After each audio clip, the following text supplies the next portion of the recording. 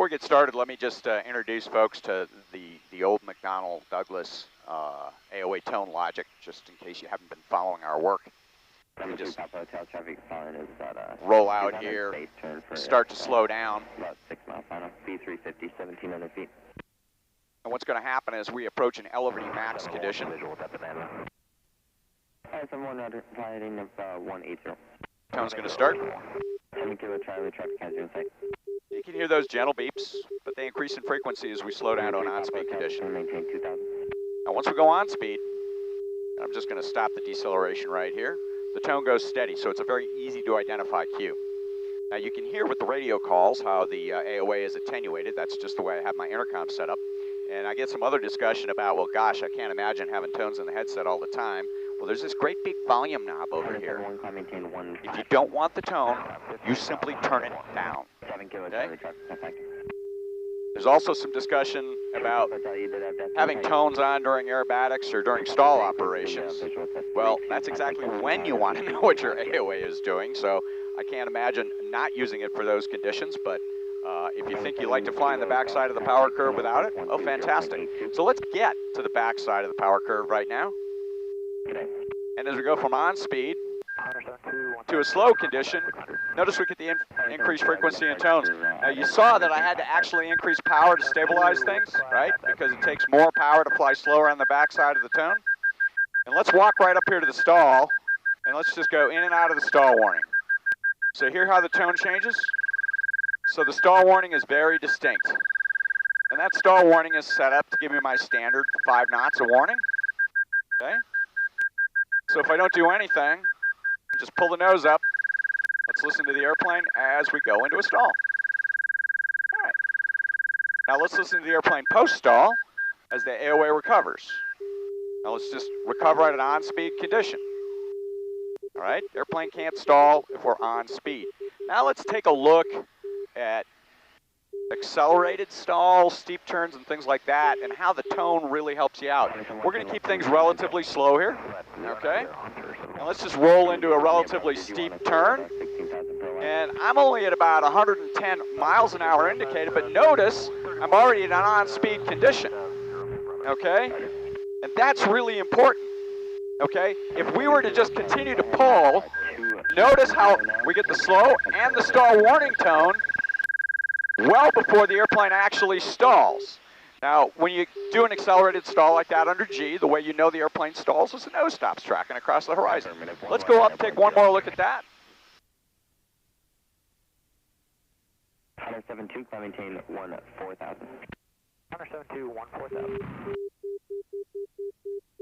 And again, there's an elevating max condition. That's handy. Right? Nice to know when I'm at elevating max, nice to know when I'm on speed. So I'm down at about 4,000 feet. Let's just slow down.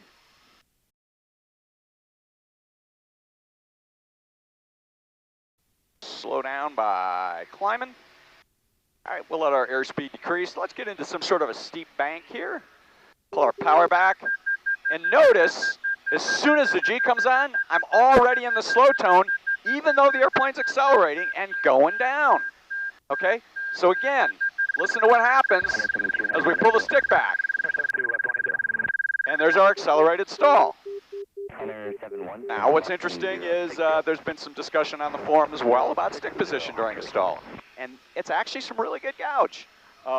If you're operating an airplane that's the same airplane at the same weight, about the same conditions, the stick position for the stall is going to be about the same if you're at 1G or if you're 5Gs. Let's just maneuver a little bit on speed. And again, AOA doesn't care about pitch. Pilots tend to see pitch, right? But the wing only sees angle of attack.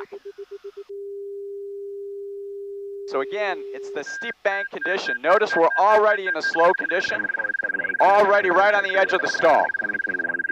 I'm pulling about 2 Gs, and notice if I pull into the stall, the nose just simply stops tracking. My left wing drops a little bit.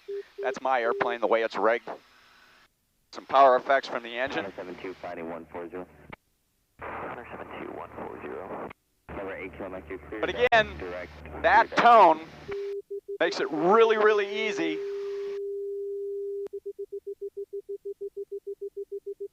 to have really good SA about my angle of attack.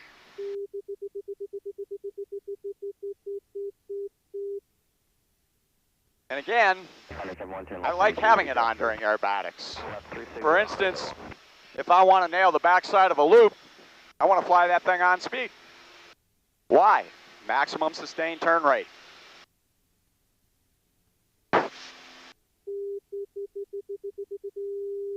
There's an on-speed condition. I just catch it over the top. Bravo, depart Vari, heading 290. Hey, a little AOA spike right there. Depart Vari at 290 to Romeo Bravo. And roll out. And again, super handy to have. Obviously, if you're doing some sort of a, a real abrupt maneuver, where you're doing accelerated stalls and things like that, you may not necessarily want it, but what's super handy is just knowing right before the airplane's gonna break that you've got good progressive stall warning going up to it. So if you're maneuvering aggressively, just this cue right here, that part right there, gives me a lot of SA. Now I'm unloading the airplane right here, so I can't stall, but nevertheless, I don't know. If I was flying aggressively, I'd probably want to have that tone in my headset. Same thing if I was coming in to land and I was trying to max perform the airplane. Let's just slow down here and get set up for a simulated landing. Put some flaps down. We're in a flaps 40 condition. So normally we approach on speed, right? But if I want to be on the back side of the power curve, isn't it nice to know that I'm right here and I'm walking the edge of what the wing's capable of doing? Right now the wing's at about 98, 99% lift. So that just tells me I can't pull any harder, because if I do, what's going to happen? The airplane is going to stall. So, I don't know. If I was coming in to a super short field, I'd probably want to have that information available. And notice, during the stall recovery, here's another phenomenon. Let's look at that. Let's stall. We reduce the angle of attack. So, the system is saying, hey dude, recover, but don't pull too hard. And then we get back to an on-speed condition. Turn left direct to your working airspace. You can contact missions 13525. November 1, Lima Charlie, that's next sector's request. November 8 Sierra Papa, turn right heading 360, contact and approach 125.1, good day. Idle power. Trim. Gas. Motor carriage. Fixtures. Propellers. Pumps. Pressures. And probe. Our landing checklist is complete. Flaps 20.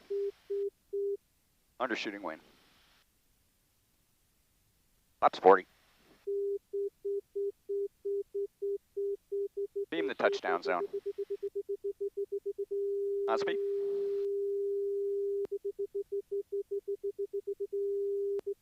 Off the perch. Local traffic RV7 Bravo Romeo is right base, gear down, option 36 left, ruckle.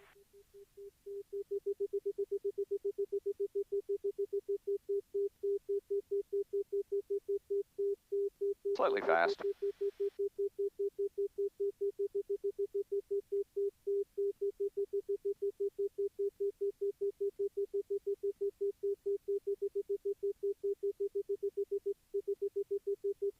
November 1 Bravo Papa, turn left direct distance to maintain 1,600, report to field site, 11 o'clock. Extra rich. Landing checks complete. 1,600 direct Dustin. And I see Eglin and I'm looking for Dustin. We'll go up. On speed. Tree cane. Over the top. Slip. On speed. Slightly slow. November 5 Touchdown. Charlie, contact Mexico approach. Flaps retracted. Stick back.